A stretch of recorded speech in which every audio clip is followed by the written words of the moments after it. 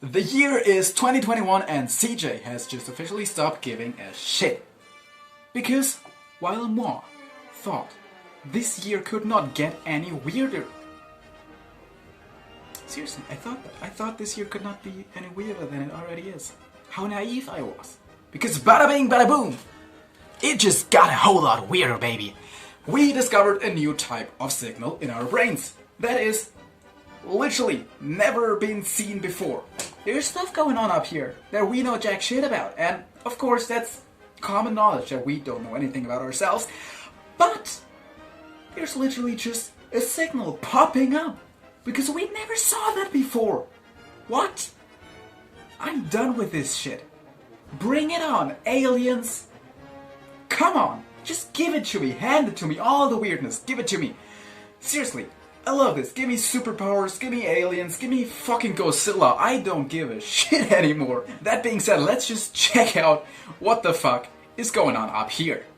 Because oh boy, it's a lot. Scientists have discovered a unique form of cell messaging occurring in the human brain that has not been seen before. Because, of course, it is 2021. Excitingly, the discovery hints our brains might be even more powerful units of computation than we realized. Telepathy when? Telepathy right now. Early last year, so it's actually been 2020, which makes this even better, researchers from institutes of Germany and Greece reported a mechanism in the brain's outer cortical cells that produces a novel graded signal all on its own, one that could provide individual neurons with another way to carry out their logical functions. If you understand that, good for you. By measuring the electrical activity in sections of tissue removed during surgery on epileptic patients and analyzing their structure using fluorescent microscope. Oh my god, okay, wait, I need a second here.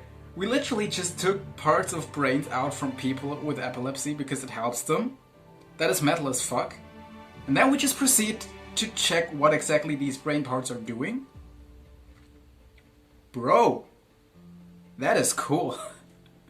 That is so fucking brutal, I love it. Okay, so they used fluorescent microscopy. Why am I so stupid when it comes to speaking words correctly? Especially in front of cameras. Like, I can go through my day speaking like a normal human, but the second I set up a camera, it just fucks up my brain. Analyze that, please. Please just analyze my brain there in this regard for a second. The neurologists, I just scrolled upwards, there we go. The neurologists found individual cells in the cortex used not just the usual sodium ions to fire, but calcium as well. And the second I start talking, the fucking church is going off again. Of course! I know Christ and all, but could you stop ringing that fucking bell for 5 minutes? You did that not even... Literally, it's not been 15 minutes since it rang the last time. God damn it, that is living in rural Germany for you. That is what it is. You're gonna have church bells every 5 fucking minutes. Anyway, the combination, yeah, we are people of science here. That's just natural enemies over here. Anyway, the combination is positive. Oh, church is fucking up my brain. Perfectly, I'm trying to speak about science. Church bell rings, me no speak. This combination of positively charged ions kicked off waves of voltage that have never been seen before, referred to as calcium medicated dendritic. Gonna try that again in a second. Calcium medicated dendritic action potentials, or DCAPs. They literally called it the DCAPs?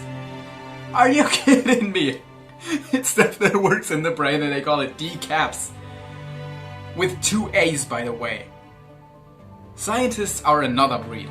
I swear to God. Brains, especially those of the human variety, are often compared to computers. I think that's like a wrong comparison, actually. Not entirely sure though, because I'm no neurobiologist or whatever. Yeah, the analogy has its limits, but on some levels, they perform tasks in similar ways. Okay, that is alright. Both use the power of an electrical voltage to carry out various operations. In computers, it's in the form of a rather simple flow of electrons through intersections called transistors. We're learning biology and IT here. This is... Hello, we are an education channel now. You have been tricked into being educated. There's no escape. In neurons, the signal is the form of a wave of opening and closing channels that exchange charged particles such as sodium, chloride, and potassium. You know that shit in bananas? Anyway, this pulse of flowing ions is called an action potential. I think I've heard that before in my biology class. Instead of transistors, neurons manage these messages. Instead of transistors, neurons manage these messages chemically at the end of branches called dendrites.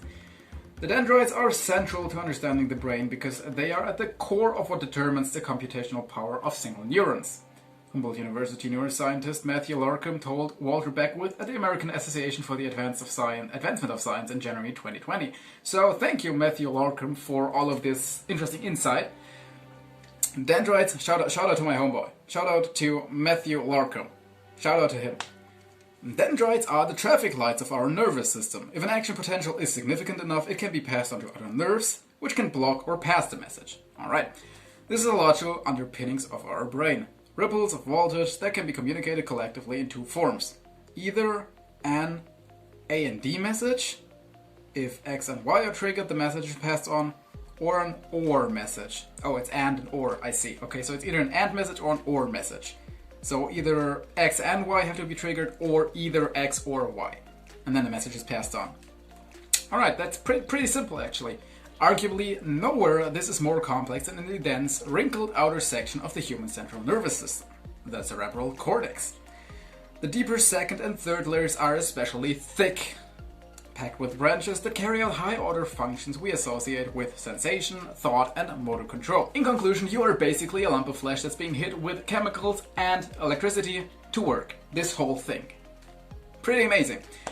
It was tissues from these layers that the researchers took a close look at, hooking up cells to a device called somatodendritic patch clamp to send active potentials up and down each neuron, recording their signals. Okay. That was a eureka moment when we saw the dendritic action potentials for the first time, said Larkham. To ensure any discoveries weren't unique to people with epilepsy, they double-checked their results in a handful of samples taken from brain tumors. Okay, I was very worried for a second there where they got the healthy brains from. But brain tumors, everything is fine. We are not cutting up people's heads anymore. We don't do that here. To ensure any discovery... Oh yeah, we just were there. Could I have some of these brain cells, please? Because I am in the desperate need. Please help a poor man out. I need some brain cells in here. This whole thing can't work without. While the team had carried out similar experiments on rats, the kinds of signals they observed buzzing through human cells were very different. Okay, so legit question: are they like rats with epilepsy, or did they like actually just cut off head from rats? More importantly, when they dosed the cells with a sodium channel blocker called tetrodotoxin, they still found a signal. Only by blocking calcium did all fall quiet. Finding an action potential mediated by calcium is interesting enough, but modeling the way the sensitive new kind of signal worked in the cortex revealed a surprise. Okay, so we not only have a signal that works on calcium rather than on sodium, but also it's like working differently. That is pretty fucking rad. In addition to the logical and or functions, these individual neurons could act as an exclusive or XOR intersection, which only permit a signal when another signal is graded in a particular fashion. So basically you need like another already active signal for the activation of that one. That's cool. Traditionally, the XOR operation has been thought to require a network solution. Yeah, like you need a second signal in some kind of network.